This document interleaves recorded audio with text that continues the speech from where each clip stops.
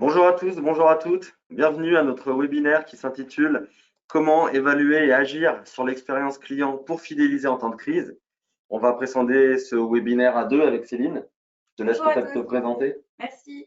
Oui, bonjour à tous, je m'appelle Céline Durand, je fais partie de l'équipe commerciale du Sphinx et je suis ravie de vous retrouver ce matin pour ce webinaire. Et donc, je m'appelle Jérémy, je suis responsable du développement commercial chez Sphinx. On va passer environ une demi-heure ensemble à aborder cette thématique. L'idée, c'est que si vous avez la moindre question, n'hésitez pas à la poser. Vous avez un chat à votre disposition. On a une collègue, Christine, qui se fera un plaisir d'y répondre en direct. Nous, on prendra quelques minutes en fin de webinaire pour répondre à certaines questions oralement, si évidemment il y a eu beaucoup de questions qui ont été posées. Alors, l'expérience client, c'est un terme évidemment que vous connaissez probablement tous. Je vais quand même le redéfinir pour débuter ce webinaire. L'expérience client, c'est l'ensemble des émotions ressenties par un client lors de ses contacts avec la marque, avant, pendant ou après un acte d'achat. C'est vraiment un élément qui est devenu indispensable au même titre que le prix, au même titre que la qualité du produit ou du service. Finalement, aujourd'hui, quand on cherche à travailler avec un prestataire, avec une marque, on va chercher des valeurs communes et on va chercher finalement à donner du sens à notre acte d'achat. Alors, pourquoi est-ce que l'expérience client est devenue aussi importante?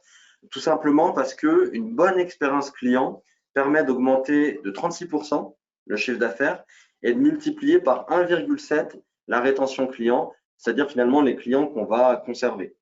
Donc, quand on sait que finalement un client à fidéliser coûte bien moins cher qu'un client à acquérir, c'est quand même non négligeable. Après, ce qui est aussi intéressant dans le terme qu'on souhaite, dans la thématique qu'on souhaite aborder aujourd'hui, c'est l'expérience client en temps de crise, en temps de pandémie, en tout cas dans les temps actuels. Est-ce que l'expérience client est toujours aussi importante actuellement? La réponse est oui, tout simplement parce qu'il y a notamment plusieurs études, mais il y a une étude mondiale qui a montré que les entreprises qui travaillent sur leur expérience client actuellement ont beaucoup plus de chances de succès que les autres. Elles ont notamment 9 fois plus de chances d'augmenter leur chiffre d'affaires et 3 fois plus de chances d'augmenter leur nombre de clients. Donc ça joue sur l'acquisition, ça joue sur la fidélisation de vos clients, ça joue aussi sur le panier moyen. Donc c'est vraiment, encore une fois, un atout important. On peut se dire aussi peut-être que l'expérience client sera plus facile à mettre en place pour des grosses structures. Ce n'est pas vraiment le cas parce que justement, on s'est rendu compte que finalement, les entreprises qui avaient plus de succès en ce moment grâce à l'expérience client, c'était des entreprises qui jouaient sur deux qualités, deux valeurs, que sont l'agilité et la réactivité. Évidemment, l'agilité et la réactivité, ce sont des qualités qui peuvent être aussi pour des plus petites structures. Pourquoi est-ce que l'agilité est importante? Tout simplement parce qu'on s'est rendu compte aussi que l'expérience client a énormément évolué ces derniers temps. Elle s'est notamment réellement digitalisée. Alors, ce n'est pas surprenant, hein, on a 60% des consommateurs français qui déclarent que leur expérience en ligne, leur relation avec une marque a évolué suite à une expérience en ligne. Ce n'est pas très surprenant. Par contre, ce qui est plus intéressant, c'est aussi que 60% des consommateurs déclarent finalement avoir été déçus suite à un manque de personnalisation lors d'une expérience en ligne. Quand on sait évidemment que une insatisfaction aujourd'hui a un impact assez important, puisqu'avec le web, avec les réseaux sociaux, on a tendance à vraiment s'exprimer sur ce sujet-là, il faut absolument mesurer l'expérience client pour se rendre compte déjà si elle est bonne ou éventuellement, si elle n'est pas bonne, être très réactif et mettre en place des actions pour éviter qu'il y ait un effet boule de neige qui soit négatif pour l'image de votre entreprise. Alors, comment on mesure une expérience client? Je vais laisser Céline prendre la suite et nous montrer le processus. Rebonjour à tous. Donc, Jérémy vous parlait de la nécessité, de l'importance d'évaluer, d'observer le ressenti de nos clients pour mieux les connaître et mieux anticiper leurs besoins et les servir. Donc, pour ça, on va d'abord identifier des moments de vie. Des moments de vérité sont des instants clés. Ces instants clés qui sont vécus par le client en interaction avec votre marque et qui vont être des événements très importants qui peuvent être soit générateurs de satisfaction, et donc qui dit satisfaction dit potentiellement de recommandation, ou qui malheureusement, si l'expérience vécue n'a pas été extrêmement bonne ou qu'elle a pu être décevante, peuvent être générateurs du coup de déception, d'insatisfaction. Donc ces moments clés, ces moments de vie, il va être très important de les identifier. On va avoir, par exemple, je vous donne un exemple, Apple. Apple accorde une importance très importante au packaging, à l'enveloppe, au colis de leur smartphone, tablette, PC. Pourquoi? Parce qu'ils se sont rendus compte que c'était un moment important, un instant vécu par le consommateur quand il va recevoir son colis, son smartphone, quand il va l'ouvrir. C'est vraiment une expérience vécue. Cette expérience, elle peut être soit très bonne, c'est un plaisir, c'est un bonheur, et du coup, vraiment, on sera dans une expérience très positive et du coup, une forte satisfaction. Soit ça peut être un moment décevant s'il y a un souci, si c'est mal présenté, si voilà. Donc vraiment, ce moment de vie, c'est un moment qui est générateur de valeur pour l'entreprise s'il est réussi, s'il a bien fonctionné. Un moment de vie plus proche de notre quotidien, dans l'état actuel de la crise sanitaire qu'on connaît tous et qu'on vit tous de façon peut-être très différente, hein, mais en tout cas qui pèse un petit peu des fois sur le moral ou même plus des fois qui pèse de façon économique sur les foyers, sur les consommateurs, sur tout le monde. Un moment clé pour vos clients, ça va être un moment où ils ont eu besoin de vous pendant cette crise, où ils ont attendu peut-être une réactivité particulière, peut-être des produits, un accompagnement, un service particulier. Et ce moment est un moment clé pour vos clients. Et la question est de savoir est-ce que vous avez su anticiper leurs besoins à ce moment-là, si vous avez su y répondre. Et du coup, ça va être important de leur poser la question. Parce que dans ces moments plus difficiles, la satisfaction sera d'autant meilleure si on s'est senti accompagné. Et par contre, si le client, le consommateur s'est senti peut-être délaissé ou qu'il n'a pas eu les réponses à ces questions, le sentiment actuel un peu morose et un peu de fragilité peut être d'autant plus accentué et du coup renvoyer une expérience plutôt négative. Donc c'est vraiment un moment opportun et important pour pouvoir aller à la rencontre de vos clients et leur poser la question. Donc du coup, on identifie comme ça des moments de vérité. Pour les étudier, on va définir des indicateurs, ces indicateurs clés qui vont nous permettre d'évaluer la satisfaction de nos clients. Pour être au plus proche de l'événement, parce que c'est aussi un élément très important, quand on veut recueillir le ressenti d'un client ou d'un consommateur suite à un événement particulier, à un moment de vie, on va essayer de le solliciter au plus proche de ce moment. Il faut vraiment que son retour soit vraiment à chaud et pour qu'il ait le meilleur souvenir et qu'il vous donne le plus de détails sur son expérience vécue. Pour cela, différents modes de sollicitation, plutôt web ou SMS.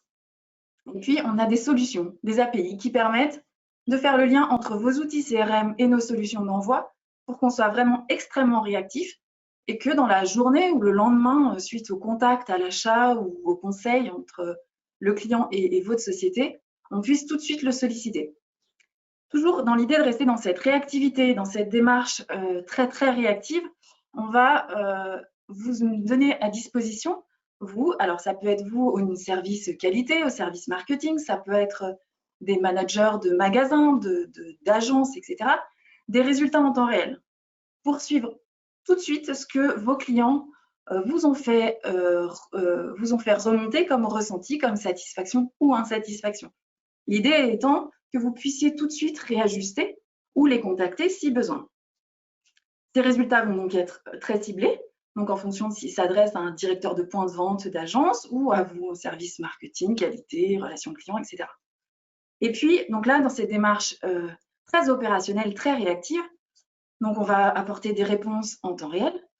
Il sera intéressant aussi, à la fin d'une période, peut-être un trimestre, peut-être 6 mois, 1 an, de prendre un peu de recul, de regarder toute l'évaluation des expériences clients qu'on a menées, de prendre un petit peu de hauteur et de se poser des questions sur davantage des éléments stratégiques.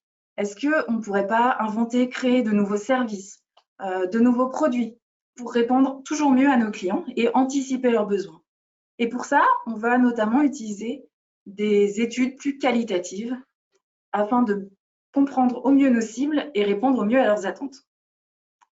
Donc, dans la démarche plutôt d'expérience client vraiment en temps réel et de suivi de l'expérience client, Jérémy va vous présenter une plateforme qui va vous permettre de suivre les résultats en temps réel et le ressenti de vos clients en temps réel. Merci Céline. Donc effectivement, l'objectif, ça va être de vous montrer cette plateforme. Alors, il faut savoir que c'est une plateforme avec des données qui sont fictives, hein. On est sur un exemple, pour ceux qui ont déjà suivi nos webinaires, sur un exemple de groupe bancaire. Alors, on a déjà montré cet exemple, mais sur des thématiques complètement différentes. On arrive sur cette plateforme-là, on voit qu'on a la possibilité d'entrer un identifiant et un mot de passe. Ce sont simplement des accès restreints. Je pense que beaucoup d'entre vous les connaissent. C'est-à-dire que dans l'exemple de notre groupe bancaire, on peut par exemple avoir tout le monde qui a accès finalement à la même plateforme, sauf que le siège aura accès aux résultats nationaux, la région aux résultats de ses agences et l'agence à ses propres résultats. Donc nous, on va se connecter avec le profil de la région. Donc, c'est-à-dire finalement, en tant que responsable qualité, en tant que responsable expérience client, en tant que responsable région, peu importe. Donc, on voit tout de suite qu'on est sur une plateforme qui est personnalisable, que vous pouvez réaliser vous-même, que nous pouvons bien sûr réaliser pour vous avec un logo, avec les couleurs d'une charte graphique en particulier. Tout ce qu'on vous montre, ce sont évidemment des exemples. C'est-à-dire que vous, dans le cadre de l'analyse de votre expérience client, de la mesure de votre expérience client, vous pouvez aussi bien évidemment choisir d'autres indicateurs que ceux qui sont présentés là, un autre type de présentation.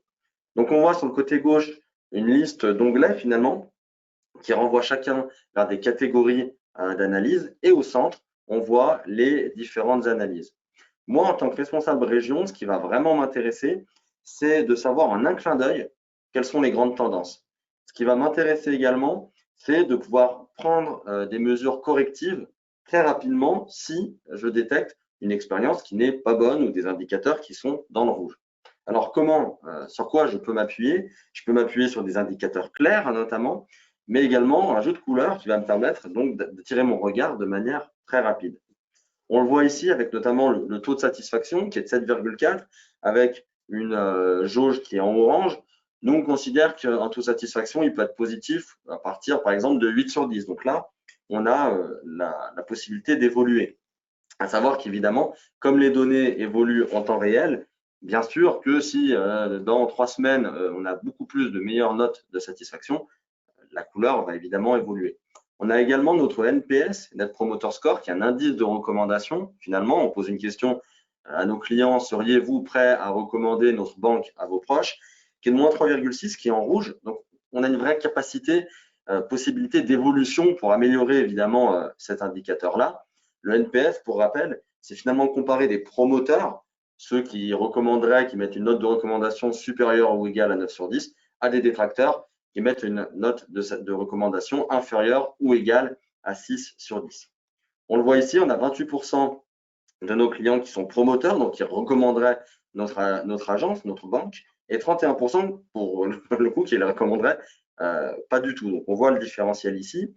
Et on voit aussi via l'évolution du NPS que ça fait plusieurs années qu'on est sur une tendance qui est vraiment pas bonne. Donc malgré certainement les actions correctives qu'on a pu mettre en place, ça n'a pas changé grand-chose. Après, on peut se poser la question de qui sont nos détracteurs. Ce qui est intéressant, c'est évidemment de savoir sur qui il faut agir. Donc, je vais cliquer par exemple sur mes 31% de détracteurs. Ça va m'ouvrir une nouvelle fenêtre qui va me montrer très précisément que les détracteurs sont plutôt des clients de plus de 56 ans, plutôt des employés, plutôt des retraités. Et dans leurs commentaires sur le questionnaire qu'on leur adresse, ils parlent beaucoup d'accueil, ils parlent beaucoup de tarifs. Donc, c'est probablement des gens qui ont peut-être un pouvoir d'achat un petit peu plus bas, par exemple. Voilà, c'est auprès de cette cible-là, probablement, qu'il va falloir mener des actions pour justement améliorer notre indice de recommandation. Céline l'abordera aussi tout à l'heure, on l'a un peu abordé aussi. On peut, par exemple, très bien mettre en place des entretiens quali, des focus group pour analyser en profondeur les insatisfactions de cette catégorie. Après, ce qui va m'intéresser, c'est par exemple regarder les résultats d'une année en particulier ou d'un trimestre, par exemple le 3e trimestre. Je vais pouvoir filtrer mes différentes analyses selon des périodes. Je peux également, en tant que responsable de région, filtrer mes analyses sur des agences en particulier pour regarder les résultats de chaque agence. Alors, on est vraiment sur une plateforme qui a été réalisée à partir d'un outil de data visualisation, pour ceux qui connaissent l'outil notamment DataViv. C'est-à-dire que l'objectif, c'est de présenter un rapport qui soit digeste, qui permette finalement de filtrer, de déclencher des analyses en cascade, par exemple. Et finalement, on se retrouve à avoir la possibilité de regarder des résultats selon notre sensibilité. Finalement, on va regarder ce qui nous semble pertinent.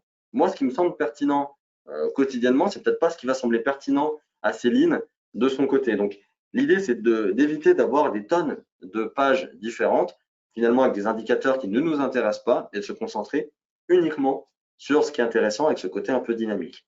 Et deuxième point aussi qui est intéressant, c'est que, évidemment, on parlait de crise tout à l'heure, de pandémie. Les indicateurs, grosso modo, aujourd'hui restent plus ou moins les mêmes dans la mesure de l'expérience client, même en cette période actuelle, pardon. Ce qui peut jouer, c'est par exemple regarder la différence entre la période du confinement et la période après confinement. Ça peut être aussi se baser vraiment sur les données texte que Céline nous présentera tout à l'heure pour voir justement si les commentaires ont évolué, s'il y a des signaux qui ressortent qu'on n'avait pas l'habitude de voir auparavant. Je vais vous montrer encore trois petits exemples rapidement. On a la possibilité aussi, en tant que responsable région, de regarder la comparaison des résultats entre plusieurs agences. Par exemple, je vais regarder la différence entre Nancy et Rumilly, par exemple. On voit très rapidement que le NPS est beaucoup plus mauvais à Rumilly qu'à Nancy. On voit aussi qu'il y a des grandes différences en termes de satisfaction détaillé sur la qualité de réponse, sur les propositions du conseiller, etc. Donc, on a la capacité finalement d'avoir des vues, des présentations qui sont ludiques et surtout qui permettent finalement à tout le monde de pouvoir s'approprier les données. C'est un peu l'intérêt de la data visualisation. De la même manière, donc on peut avoir un comparatif de notre agence, enfin d'une agence choisie par rapport à la région dont on s'occupe. Par exemple, je vais choisir l'agence de Cluse en Haute-Savoie qui a finalement une note de recommandation moyenne supérieure à celle du groupe, on le voit ici. Et de la même manière, sur les satisfactions détaillées, alors je voulais présenter plutôt Cluse que Chambéry, même si Chambéry est une ville magnifique, je profite pour le dire. Cluse a donc une note de satisfaction sur les délais de prise en charge, sur les fréquences des échanges, sur la qualité des conseils qui est nettement supérieure à celle de la région et on le voit via les petits pictogrammes qui sont présents ici et qui, encore une fois, rendent très vite visibles les grandes différences. Et puis pour terminer, après, je vais laisser Céline évoquer plutôt les données texte qu'on a déjà un peu évoquées. On a la possibilité aussi, via des infographies, d'avoir des supports qui soient communicants pour tout le monde. C'est-à-dire que tout le monde n'a pas le même intérêt pour les données qui sont présentées ici, n'a pas la même connaissance statistique. On va pouvoir sortir des infographies dynamiques, par exemple, qui vont être communiquées auprès du personnel en interne, par exemple, pour qu'ils aient connaissance de manière très visuelle de tous les indicateurs principaux qui figurent dans cette étude. Je vais laisser Céline nous présenter l'analyse désormais des commentaires. Voilà, alors je continue cette présentation de plateforme de reporting avec donc l'analyse des verbatims, comme disait Jérémy.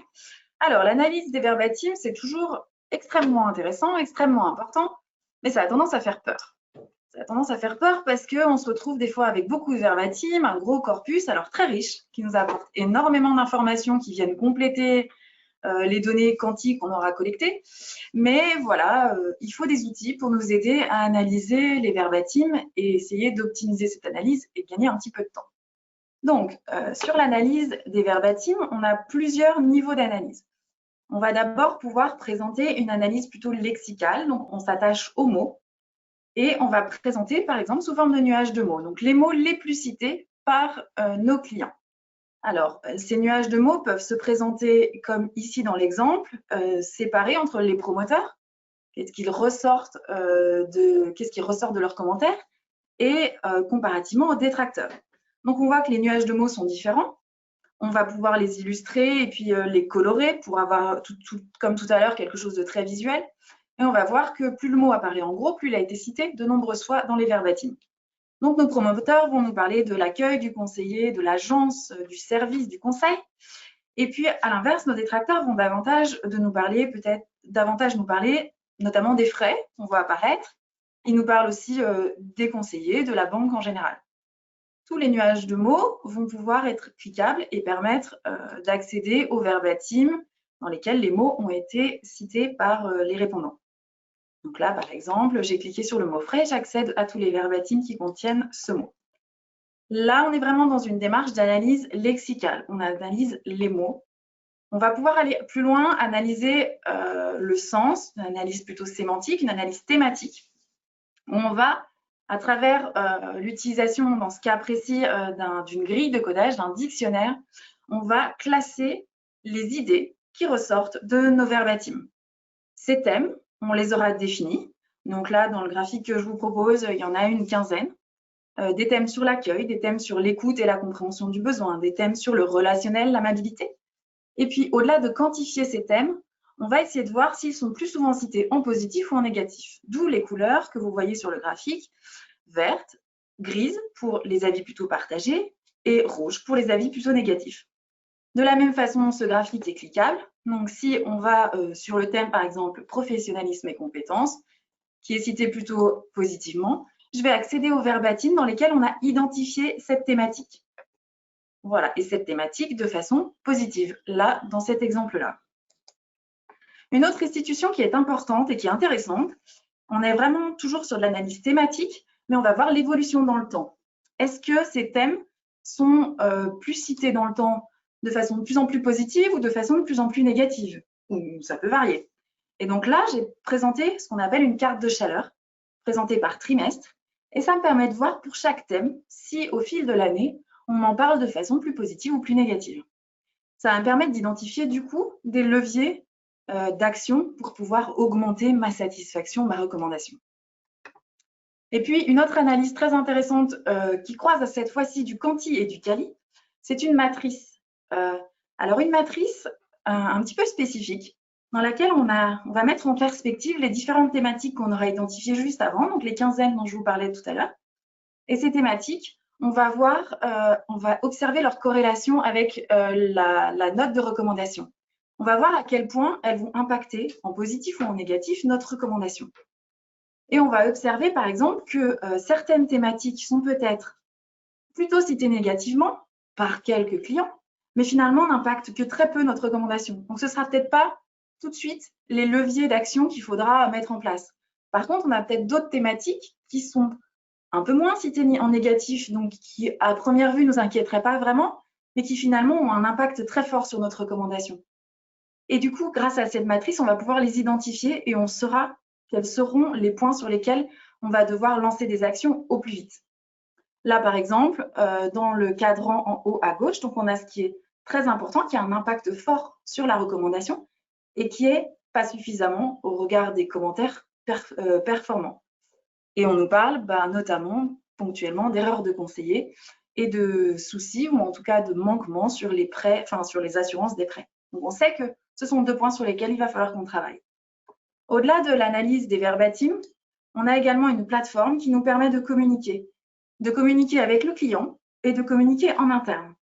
Alors, cette plateforme, elle nous permet d'avoir une liste de tous les détracteurs. Donc, un responsable d'agence, de point de vente va pouvoir voir les détracteurs qui viennent de répondre à l'enquête, qui donc ont vécu une mauvaise expérience, puisqu'ils ne nous recommandent pas.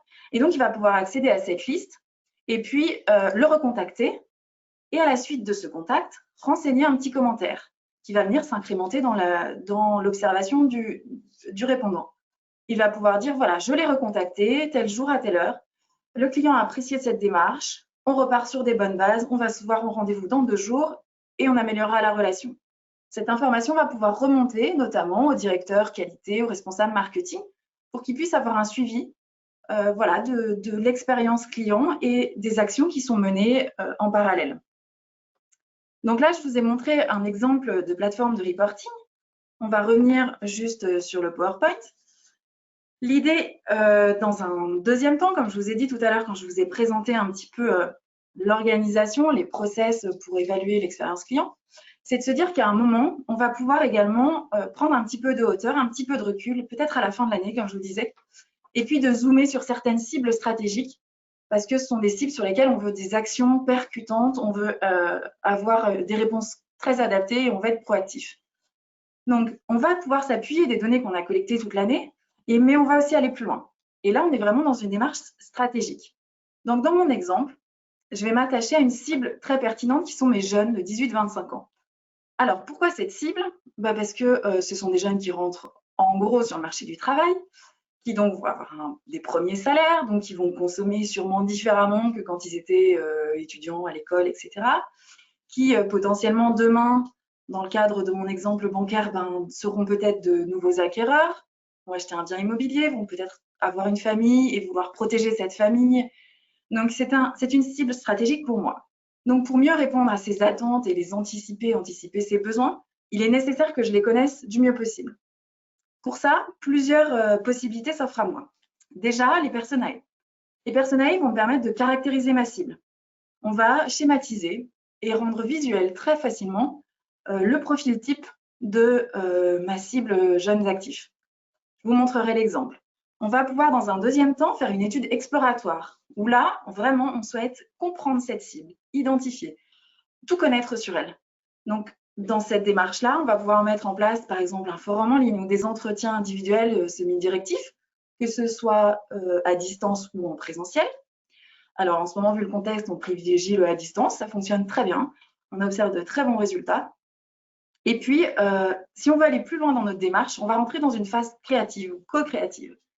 On va réunir une partie de clients ou de prospects. On va hiérarchiser avec eux leurs principales attentes pour vraiment aller encore plus loin que la phase exploratoire. Et puis, on va les faire participer à notre démarche créative. On va leur proposer des produits, services, et on va leur demander de donner leur avis et de les tester. Donc, petit zoom sur ces trois modes de collecte. Alors, la première, donc, on arrive ici sur nos deux cibles jeunes qu'on aura donc identifiées, à la fois nos plutôt insatisfaits, qui sont plutôt, on le voit, des hommes à peu près de 22 ans, donc plus jeunes que nos satisfaits, qui sont plutôt des femmes un petit peu plus âgées de 24 ans. Et on va pouvoir dresser leur portrait type grâce aux réponses aux questions fermées de l'enquête et à l'analyse approfondie des verbatims. Et là, on va aller un petit peu plus dans le détail des verbatims. Donc là, on a une restitution des personnages plutôt synthétique. On pourrait aller encore un petit peu plus loin si on veut vraiment apprendre à bien les connaître. Une fois qu'on a identifié ces cibles-là, on va aller lancer notre démarche exploratoire et aller un petit peu plus loin sur la connaissance de cette cible et de ses besoins. Et c'est ce que je vous disais, on va par exemple mettre en place un forum en ligne ou des entretiens. Là, dans notre exemple, on est sur un forum en ligne qu'on va mettre en place sur quelques jours, 4-5 jours. On va définir 4-5 thématiques et on a une personne chargée d'études quali qui va animer ce forum, qui va lancer des questions. Le but, c'est d'explorer vraiment tout le vécu et toutes les attentes d'un client de cette cible-là, donc 18-25 ans. On est vraiment sur identifier les moments clés de ces clients-là pour ensuite être présent. Et puis, dans la suite, on va pouvoir mener une étude créative où là, on va réunir autour d'une table ou à distanciel, ça se fait très bien également, un forum, un focus group en ligne. Donc, on réunit 8-10 personnes de notre cible et puis on lance des sujets et on en débat ensemble. Donc, il y aura à la fois l'idée de revenir sur les préoccupations de chacun, de nos clients ou prospects, de voir ce qui compte le plus pour eux, de hiérarchiser leurs attentes, leurs préférences. Et puis surtout, c'est l'occasion de leur faire tester des choses. On aura par exemple du coup réfléchi à de nouvelles solutions, de nouveaux outils, de nouveaux produits.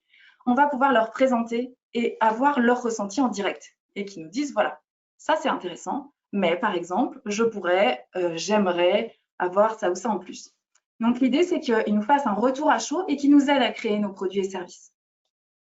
Voilà ce que je voulais vous montrer, en tout cas en études complémentaires qui s'incrémentent tout à fait dans l'expérience client, dans l'évaluation, l'analyse de l'expérience client et qui vont nous apporter un petit peu plus de hauteur à la fin d'un projet. Donc, pour conclure sur ce webinaire, si on avait quelques mots-clés à retenir, je dirais qu'on va étudier, on va cibler, étudier et puis on va créer. Donc, cibler nos moments clés, nos moments de vie importants. On va les étudier, les évaluer, récolter l'expérience vécue. Et puis, à la fin, l'idée, c'est de créer ensemble avec nos clients cette démarche pour rentrer dans un processus de création de valeur et que tout le monde retrouve satisfaction ou trouve satisfaction et recommande. Jérémy, quelques dates pour se retrouver? Effectivement, on a des nouveaux webinaires qui seront disponibles au cours du mois de février et du mois de mars. Le jeudi 4 février, on aura un webinaire qui s'intitule « Construisez et scénarisez vos reporting avec DataVive ». Ce sera l'objectif justement de vous présenter, pour le coup, via une démonstration, le module de data visualisation qui a permis de réaliser la plateforme qu'on a vue tout à l'heure. Le 11 mars, toujours dans la même lignée pour notamment les utilisateurs actuels de ce module, et je sais qu'ils sont nombreux, on aura une présentation des dernières nouveautés du logiciel, puisqu'on a des mises à jour régulières de cet outil-là. Et enfin, le 23 mars, on aura une présentation un petit peu plus, à la fois méthodologique et pratique, mais un peu plus méthodologique, sur le choix des data vives selon les analyses qu'on souhaite mettre en place. Ce sera le 23 mars, toujours à la même heure, de 10h à 10h30. C'est un créneau qui fonctionne plutôt bien. Donc, on vous remercie déjà d'avoir été présent aujourd'hui, puisque vous êtes nombreux à avoir suivi ce webinaire. On va rester un petit peu pour répondre aux éventuelles questions, sachant que Christine est toujours disponible pour répondre par écrit. Mais voilà, on va regarder les questions qui sont présentes. Merci à ceux qui ne souhaitent pas rester. Et puis pour les autres, n'hésitez pas à poser des nouvelles questions.